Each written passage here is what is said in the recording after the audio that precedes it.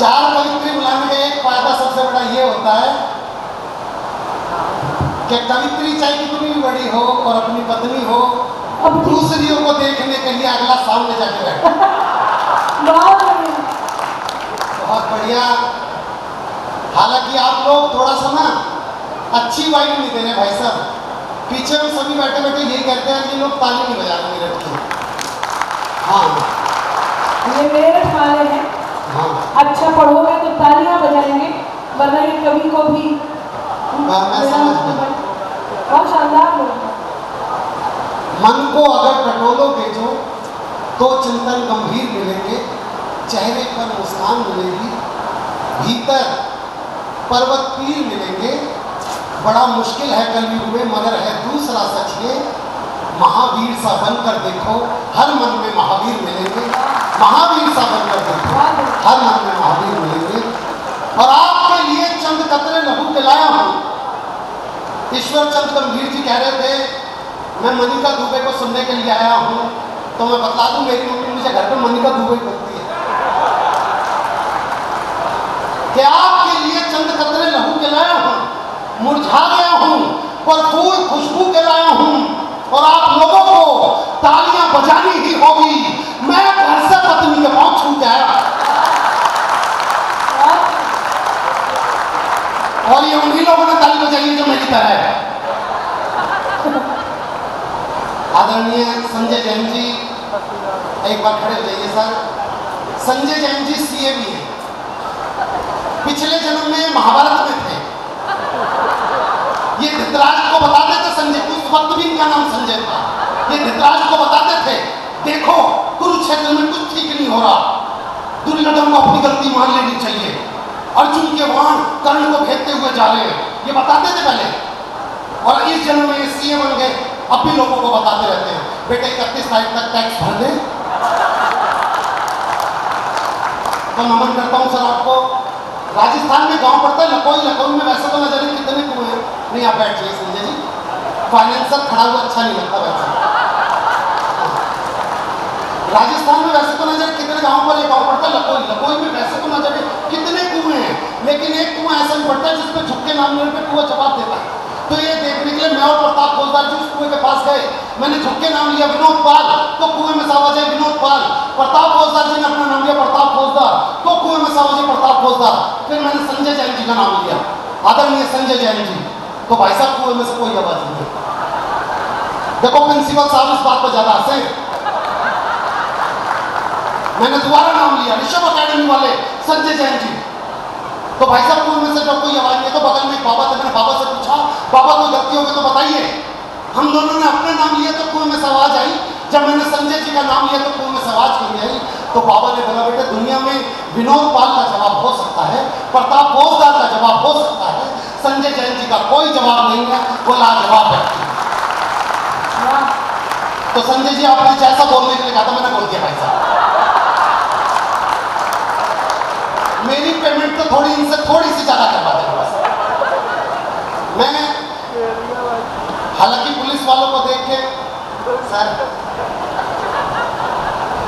कमाली और तो नहीं, हमने आपका सम्मान किया।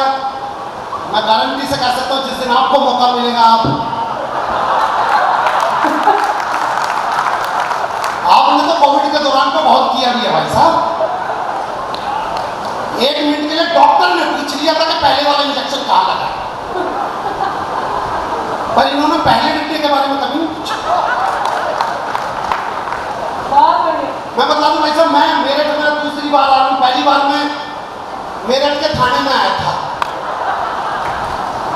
और उन लोगों ने मुझे 1 घंटा सुना जो किसी की नहीं सुनते।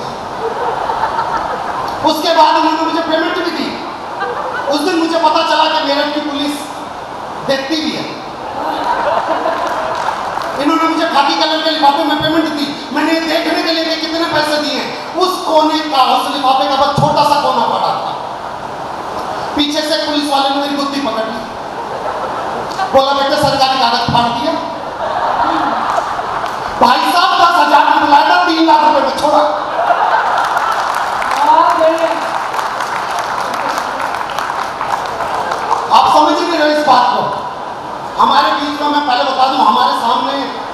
ठाकुर, अमन जैन, उमंग गोयल, प्रतीक गुप्ता, न जाने कितने ऐसे हमारे दोस्त कवि लोग यहाँ पे सामने बैठे हुए हैं। और ये मैं चाहता हूँ इनके सम्मान में जोरदार तालियां बजे। एक कवि होते हुए जो दूसरे कवियों को सुनने आ जाते हैं, मैं चाहता हूँ एक बार इनके सम्मान में बजे। कोई नहीं, बजवा दी, जितना बोला था उतना करवा दिया।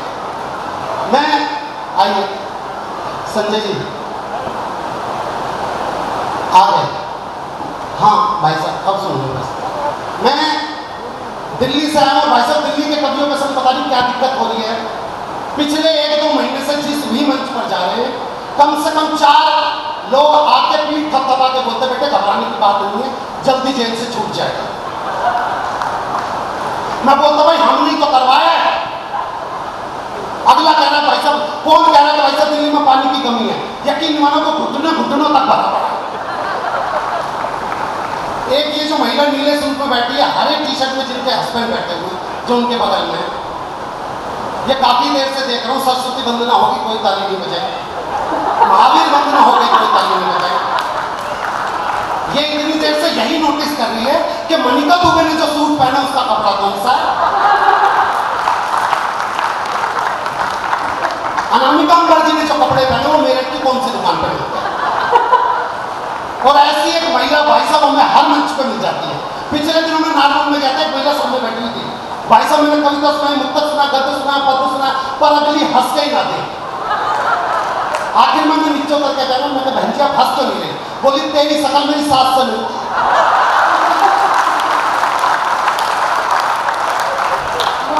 और इन महिलाओं का ऐसे ही भाई साहब, जब ये बहू बनती है सास अच्छी नहीं मिलती, जब सास बनती तो बहू अच्छी नहीं मिलती, जब देवरानी बनती तो जेठानी अच्छी नहीं मिलती, जब जेठानी बनती तो देवरानी अच्छी मिलती, जब नंद बनती तो भाभी अच्छी मिलती, जब भाभी बनती तो नंद अच्छी मिलती। और बात रही पति की, वो तो आज तक किसी औरत को ढंग का। इस बात में तो संजय जी की पत्नी ने भी ताली बजा दी। मैं सच बता, हरिद्वार की तरफ 2 बसें जानी थी। आगे वाली बस में सारी सास, पीछे वाली बस में सारी बहुएं, तो सास वाली बस खाई लगेगी। देखो ये बहुएं हंस रही हैं। इनको तो बस इसी चीज में मजा आ गया कि सास खाई में गिर गई। मेरे 1000 मिनटों का तजुर्बा, जैसे मंच से नीचे उतरता हूँ, कम से कम 4 महीने मेरी बहुएं आके पूछती हैं भैया कौन से टूर एंड ट्रेवल से भेजी थी तुमने अपनी सास? तो जैसे ही सास वाली बस खाई में गिरी, बहू वाली बस में बहू ने रो रो के हो मेरी सास, हो मेरी सास। सबने बोला ओहो तू तो बहुत प्यार करती थी। कह रही ना मेरी वाली तो आई ना। मेरठ के लोग, सौरभ भैया कितने समझदार, मैं आपको बताऊं। मेरठ के लोग, अभी जब मैं मेरे को जहाँ पे कार वाले ने उतारा था वहीं पे मैं खड़ा हुआ था। मैंने आपने बोला विनोद आजा होटल में आजा, मैं वहीं पे खड़ा हुआ था। वहाँ से कटती जा रही थी, एक आदमी की पत्नी मर गई थी, उसकी अर्जी जाती। मेरे बगल में एक महिला भी खड़ी थी। महिला क्या कही थी भाई साहब, मैं नाम नहीं बताना चाह रहा था, प्रीति त्रिपाठी। ये मेरे बगल में प्रीति खड़ी हुई थी, मेरे बगल में, ये मेरे बगल में खड़ी हुई है। उस आदमी ने रोना स्टार्ट किया, 7 फेरों के वादे भूल के, 7 जन्मों के रिश्ते को तोड़ के कहां चली गई तू, अब मैं तेरे बगैर कैसे जीऊंगा। प्रीति बोली यार इस आदमी का अगर नंबर मेरे पास होता ना तो मैं इससे शादी कर लेती। ये बात गलती से उस आदमी के कानों में भी चली गई। अब उसने अपना रोना बदला, उसने बोला अरे 7 जन्मों के फेरों को भूल के, अरे 7 फेरों के वचनों को भूल के मुझे अकेले को छोड़ के कहां चली गई। अब बता कौन मेरे मोबाइल नंबर 9811740094 पे फोन करके पूछेगा कि मैंने खाना खाया। गलती ये हो गई कि उसने नंबर थोड़ा जल्दी बोल दिया। प्रीति सिर्फ आधा नंबर ही नोट कर पाई थी। प्रीति ने बोला इसका आधा नंबर ही नोट कर पाई। काश ये दोबारा बोल दे। उस आदमी ने फिर दोबारा बोला 7 जन्मों के बातों को भूल के, अरे 7 फेरों के उस वचनों को भूल के मुझ अकेले को छोड़ के तू कहां चली गई। अब बता मेरे मोबाइल नंबर 9811740094 पर कौन फोन करके पूछेगा कि मैंने खाना खाया या नहीं खाया। मेरे को लग रहा आप लोग भी वहीं पे खड़े थे। मैं बता रहा हूं भाई साहब, जिस सिचुएशन से मैं निकल के आया हूं आप नहीं समझ सकते। लड़के 2 तरह के होते हैं, एक दिन जो पूरे दिन चिल्ला चिल्ला के बोलेंगे राहुल इधर आ, सचिन इधर आ, और यही लड़के रात के 10 बजे मोबाइल फोन पर पता कैसे हो जाते हैं।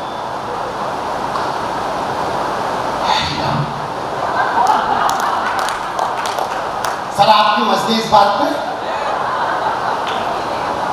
अच्छा लड़की को तो नहीं बताया लड़का किस टेम्परेचर मोड पर लड़की बोलती हाँ हेलो बोल, लड़का फिर क्या कर रही है? लड़की बोली खाना खा रही हूँ। कर खाने में क्या करिए, आप तो ऐसे बदतमीज रहेगा जिंदगी भर, ये जान के क्या कर लेगा मैं खाने में क्या खा रही हूँ, कोई जनरल नॉलेज की बात कर ले। लड़का बोला अच्छा जनरल नॉलेज की बात, so when you insure your vehicle from the company and you don't claim in a whole year, so company provide you 20% local bonus, it is in the after eight year, after 1 year 20%, after year 20% and the last will be 50%, it will be 50% till then you don't take claim, you can transfer your info all the way to Google, but before it you have to sell Google and make it an everything। कौन सी लड़की खिचड़ी खा लो हम के चार के साथ। आप लोग अब भी खुल के ताली नहीं बजा रहे भाई साहब। आदरणीय अनामिका दीदी मुझसे कहती है कि विनोद मंच पे कुछ ऐसा पढ़ो कि एक जगह पे तुम रुक जाओ तो आगे की पंक्तियां श्रोताओं के मुंह से निकले। मैं कोशिश करता हूँ मैं एक जगह पे रुक जाऊंगा, उसके आगे की पंक्तियां आप सबके मुंह से निकलेंगी। ऐसा अनामिका दी कहती है विनोद कविता असली वही होती है कि जहां पे तुम रुक जाओ अगली पंक्ति श्रोताओं के मुंह से निकले। मैं दावा करता हूँ, सौरभ भैया सुनिए। सर्द हवा ने मुंह है मोड़ा, बदला सा है मौसम थोड़ा, गर्म हवा का पहला झोंका, बदल रहा है नजारा, चुभती जलती गर्मी, चुभती जलती गर्मी का मौसम आया, चुभती जलती घमौरियां लाया, आया मौसम ठंडे ठंडे।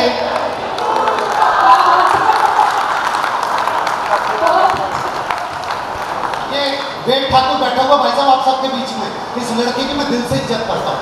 उसका कारण है जब ये लड़का 12वीं क्लास में था ये लड़कियों के स्कूल के बाहर जाके खड़ा हो जाता था, और जब लड़कियों की स्कूल की छुट्टी होती थी तो वेद कहता था कि जब तक तेरा भाई जिंदा है तुझे कोई हाथ नहीं लगा सकता। मेरठ की किसी भी गली में किसी लड़की को छेड़ा जाता था तो वेद वहां पर पहुंचता था, जो लड़का छेड़ रहा होता था उस लड़के को मारता था और फिर लड़की से बोलता था कि जब तक तेरा भाई जिंदा है तुझे कोई हाथ नहीं लगा सकता। फिर इसकी शादी हो गई, हनीमून पे इसने घूंघट उठाया और आदत से मजबूर, जब तक तेरा भाई जिंदा है तुझे कोई हाथ नहीं लगा सकता।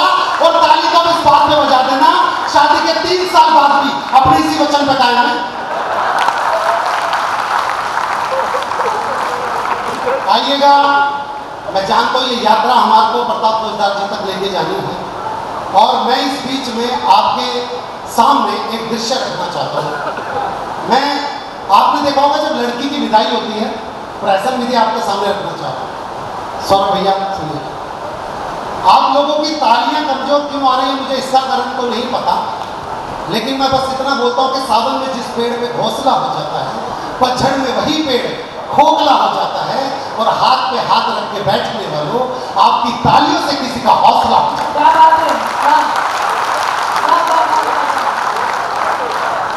आलोक जी हमारे बीच में बैठे, ऐसा नमन करता हूँ आपको और बस यहाँ से एक दृश्य दिखला रहा हूँ आपको। एक तो एक कैमरे वाले बड़े कंफ्यूज करते हैं, ये इतना कंफ्यूज करते हैं कोई पुरुष कोई लड़का पासपोर्ट साइज फोटो खिंचवाने चले जाओ उनके स्टूडियो में, जैसे ही बैठोगे वैसे ही फोटो खींच देंगे, पर कोई लड़की कोई महिला इनके पास पासपोर्ट साइज फोटो खिंचवाने चले जाए एक बार छूने के बहाने यूं करके चुप आएंगे। आइए मैं आपके बीच में एक दृश्य रखता हूँ। आपने देखा होगा भाई साहब मेरठ है, दिल्ली, यूपी, हरियाणा, राजस्थान में आज भी ये कल्चर है कि जब लड़की की विदाई होती है तो लड़की का मामा लड़की को उठा के गोद में डोली वाली कार तक छोड़ के आता है। एक बार हाथ उठा के बताइएगा तब उसके बाद कितने लोग ये प्रथा जानते हैं? हाँ बस ठीक है संजय जी, हाँ वो दोनों बात उठा रहे हैं। हाँ संजय जी आप बहुत अच्छे इंसान हैं और यकीन मानिए जैसी माला आपने पहनाई ऐसी मेरी लुगाई ने भी पहनाई थी भाई साहब।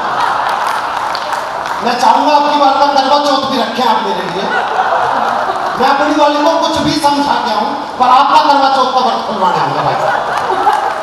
अब सुन लीजिएगा, लड़की का विदाई का समय चल रहा है। सीन ये है कि लड़की का मामा लड़की को लेके जाएगा और दृश्य यहाँ पे ये बदल गया है कि लड़की का वजन है 150 किलो। जिस व्यक्ति ने नहीं सुना वो सुन लो, लड़की का वजन है 150 किलो। और दूसरी बात यह कि लड़की का कोई सगा मामा भी नहीं है। और ऋषभ एकेडमी के अंदर से ही विदाई होगी उसकी। तो यहाँ पे एक तरफ नवीन जी नाम बताया, फंस गए भाई साहब आप। तो यहाँ पे नवीन जी खड़े थे और ये नवीन जी के बगल में कौन है जी? सचिन जी। सचिन। अब कायदा करना जब पाकिस्तान से सीमा को लिया है तो यहाँ नवीन जी खड़े थे, यहाँ पे सचिन जी खड़े थे। भाई साहब एक बार आप दोनों खड़े हो जाएंगे तो लोग देख लेंगे मैं किन दो चारों का मजाक उड़ा रहा हूँ। नवीन जी एक बार यकीन मानो, सचिन जी एक बार यकीन मानो। भाई साहब देखो किसी गरीब लड़की की विदाई की बात चल रही है। हाँ नवीन जी एक बार आप चेहरा दिखला। हाँ प्रतीक कहाँ चला गया? प्रतीक भाई एक बार आप खड़े हो जाओ, यकीन मानो खड़े हो जाओ, यकीन मानो बहुत जरूरी है। एक बार इस आइटम को भी देखो भाई साहब, पीछे एक बार चेहरा दिखा थोड़ा। प्रतीक भाई कैमरे के चक्कर में दिख रहा है, यहाँ पे दिख रहा नहीं दिख रहा, भगवान कसम, कोई माता रानी कसम, वो आंटी जी करके देख रही नहीं दिख रहा। थोड़ा सा इधर आता प्लीज प्रतीक भाई, अब चेहरा उस तरफ दिखला दो, मंच पे ही बना अब दिखला दो। हाँ मंच पे ही आ जाओ। हाँ बस अब आपने प्रतीक जी को देख लिया, अब ठीक है। तो यहाँ पे नवीन जी खड़े थे और यहाँ पे सचिन जी खड़े थे। तो पंडित जी ने जैसे बोला भाई लड़की को लेके जाओ, तो अब कोई सगा मामा तो था नहीं, तो लड़की के बाप ने पहले नवीन जी से बोला बेटे उठा लीजिए। तो नवीन जी तो उस लड़की के संग बचपन से स्टापुर खेलते आ रहे हैं, इन्हें तो पता है वो जैसे स्टापुर पर कूदती थी तो स्टापुर चकनाचूर करके रखते थे। तो जैसे नवीन से बेटा नवीन भैया तो नवीन मेरा तो पथरी का ऑपरेशन हो रहा था, डॉक्टर ने बोला जरा सा झुकूंगा पथरी। अच्छा कोई बात, बेटा सचिन उठा दियो। तो सचिन बेचारे 150 किलो के चक्कर में ये भूल गए मैं आदमी या औरत। जैसे बोला बेटा सचिन उठाइए, तो सचिन मेरा तो 7वां महीना चल रहा है। अच्छा तो ऐसे में अपना प्रतीक भाई जो भी खड़ा किया था, ये पीछे खड़ा हुआ था, ये सबसे खड़ा भाजी मेरे लायक कोई काम हो तो बताना, किसी भी तरीके का कोई काम हो तो बताना। तो पीछे ईश्वर चंद्र गंभीर जी भी खड़े थे, मनिका दुबे के फैन। उन्होंने बोला बेटे प्रतीक यहाँ पे काम नहीं है, आगे चला जा, काम ही काम है। तो प्रतीक जी बोलते बाबूजी मेरे लायक कोई काम हो तो बताना, बेटा मेरे लायक कोई काम हो तो। ये कहते कहते प्रतीक भाई लड़की के बाप के पास आए और बोले बाबूजी मेरे लायक कोई काम हो तो बताना। अब काम तो इनका अंदर इंतजार कर, बोले जा छुटकी को लेके जा। तो जब तक प्रतीक भाई ने छुटकी देखी नहीं, इनकी सांस फूल नहीं रही थी, इनका बीपी नॉर्मल था, इनका शरीर कांप नहीं रहा था। लेकिन जैसे ही इन्होंने लड़की देखी, इनके शरीर में जो परिवर्तन हुए, अगर आपको मजा आ जाए तो ताली बजा देना। कहाँ है अंकल जी? यहाँ पे।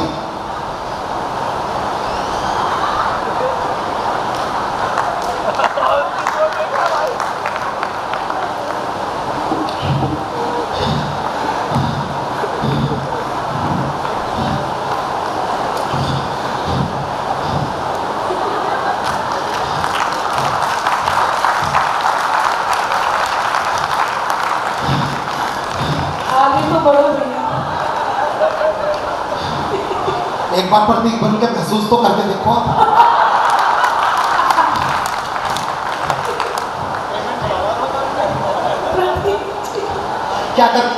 क्या करना है जी? उठानी।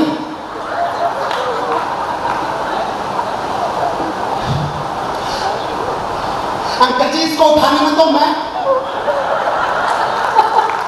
और छुटकी डाली हो, ये तो फुटकी है। पर ईश्वर चंद्र कबीर जी ने बोला बेटे देख अब तूने बोल दिया, अब तुझे उठानी पड़ेगी। तो प्रतीक गुप्ता भाई ने जरा सी उठा के देखी थी, तभी रीढ़ के हड्डी में से चटक की आवाज आई। पर तभी हमारे संजय जैन जी आए, इन्होंने सुल्तान फिल्म का गाना गाया प्रतीक भाई का कॉन्फिडेंस बढ़ाने के लिए। खून में तेरे मिट्टी तेरा तू, ऊपर अल्लाह नीचे धरती बीच में तेरा तू।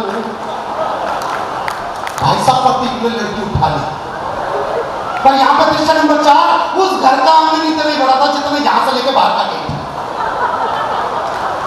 प्रतीक भाई से आधे रास्ते तक ही लेके गया था कि लड़की के मन में फिर मां के प्रति प्यार जग गया। वो प्रतीक की गोदी से उतर कर मम्मी कहती वापसी आ गई। लड़की का बाप बोला चल क्या कर लेके आ, मतलब ये आधे रास्ते तक तो लेके आ गया था, बस ले आओ जाकर कह रहे दोबारा से उठा। इन्होंने दोबारा से उठाने की कोशिश की, नहीं उठा पाए। तो अब की बार अपनी मनिका दुबे है, ईश्वर जी मनिका दुबे है। तो अब की बार अपनी मनिका है और मनिका ने गाना गाया कॉन्फिडेंस बढ़ाने। ओ ओ ओ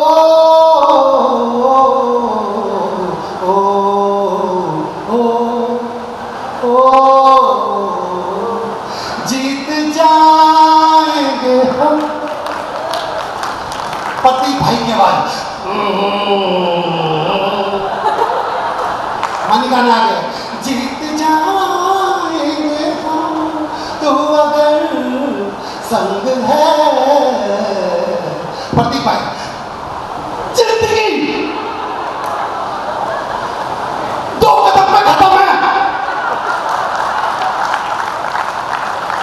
थोड़ा सा आगे बढ़े प्रतीक भाई को लड़की की बड़ी बहन आती जो कि 180 किलो की थी। उसने अपना 30 किलो का हाथ उसी कंधे पर रख दिया जिसको पहले से 150 किलो पड़ा, और हाथ रख के बोली देख ससुर को पिता की तरह देखियो, सास को मां की तरह देखियो, देवर को भाई की तरह देखियो। नंद को प्रतीक बोला तू लिख के दे दे, मैं गाड़ी में दे दूंगा। थोड़ा सा आगे तो लड़की का बाप होगा, इमोशनल मूवमेंट। संजय जी लड़की का बाप क्या हो, मेरी फूल सी बच्ची। अच्छा फूल सी बच्ची सुन के तो प्रतीक भाई का खून सूख गया। क्या कौन सी बच्ची? लड़की को पता है फूल सी। क्या समझ मेरे इस फूल में ना शमशान घाट में मेरी छाती पे फूल धरने वाले काम कर रहे। लाल लाल में के खिला दो। थोड़ा सा आगे बढ़ा तो प्रतीक गुप्ता की पत्नी और इनका बेटा वहीं पे खड़े। तो पत्नी ने जैसी देखा, पत्नी कहती ये नहीं बचेंगे आज, ये तो गए।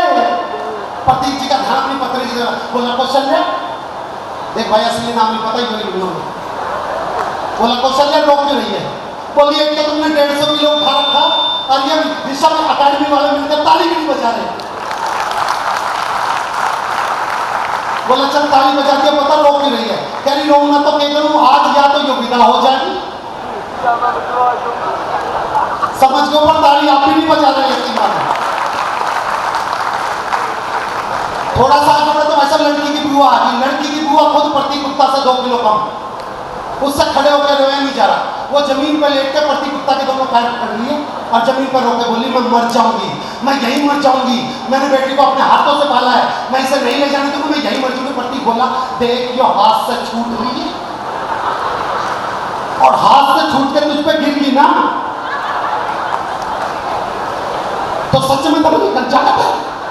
थोड़ा सा आगे बढ़ता है पंडित जी आकर जजमान मुझे लग रहा है इस लड़की को उठाने में बहुत ज्यादा कष्ट हो गया है, मैं भी हनुमान चालीसा पढ़ देता हूँ, आप इसे गेट तक लेके पहुंच जाओगे। ये बोला भाई महामृत्युंजय का जा पाता हो तो पढ़।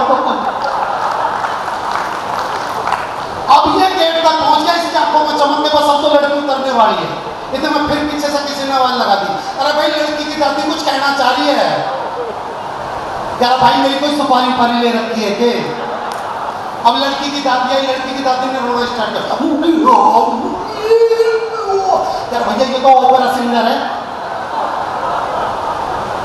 यार भैया बुजुर्ग हो रहा था, सांस फूल रही है। यार सालों किसी की सांस उखड़ भी तो रही है। अब की बार दादी ने रोना स्टार्ट किया रियल का। पहले की दादियां एक लाइन बोलकर लड़की विदा कर देती थी, हो मेरी चिड़िया उड़ गई रे, बोला किसी के तोते भी तो उड़ा रही है। ये ड्राइवर वाली गाड़ी तक जल्दी से मुझे सब बेटा जल्दी से दरवाजा खोल। वो बोला अंकल जी यो गाड़ी नहीं 6 गाड़ी छोड़ के। ये किसी तरीके से 6ठी गाड़ी तक पहुंचा, उसके गाड़ी से बेटा जल्दी से दरवाजा खोल। उसका ड्राइवर अंकल जी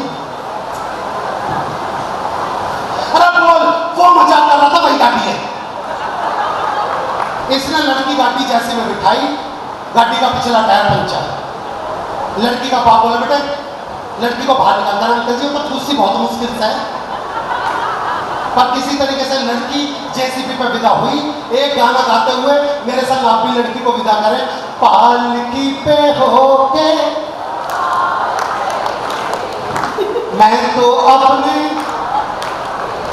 राजेश जी, सौरभ जैन जी कह रहे हैं मैं तो अपने बाबू के दार चली।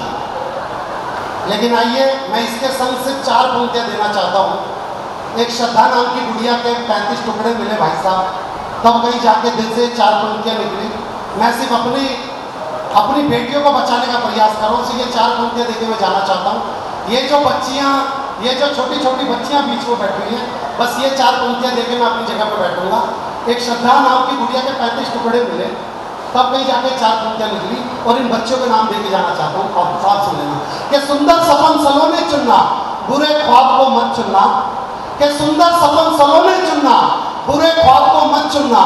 और खोदे जो पहचान तुम्हारी, उस नकाब को मत चुनना। मेरी बच्चियों, मेरी ये पंक्तियां याद रखना तुम सदा। रवि सूर्य दिनकर को चुनना, आफताब को मत चुनना। रवि सूर्य दिनकर को चुनना। धन्यवाद।